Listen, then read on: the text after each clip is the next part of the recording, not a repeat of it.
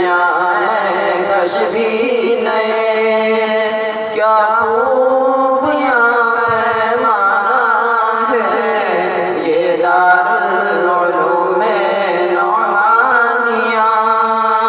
एक इस्लामी महखाना है, हर शाम सहर तक़सीम यहाँ नबियों की मीरास होती है। हर शाम सहर तक़सीम यहाँ नबियों की मीरास होती है। देखो तो यहाँ पे जमानत ये मेहनत का हज़ीम खाना है ये दारुल उलूम नौमानिया।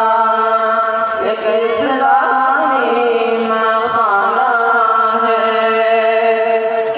फूलों की महक अल्लाह अल्लाह, कलियों की चटक सुबहान अल्लाह।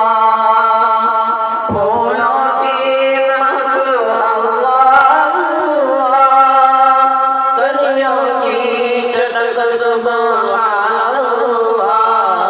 दुनिया के लिए हर चीज़ यहाँ इख़लास भरा नज़राना है ये दारुल उलूम नौमानिया।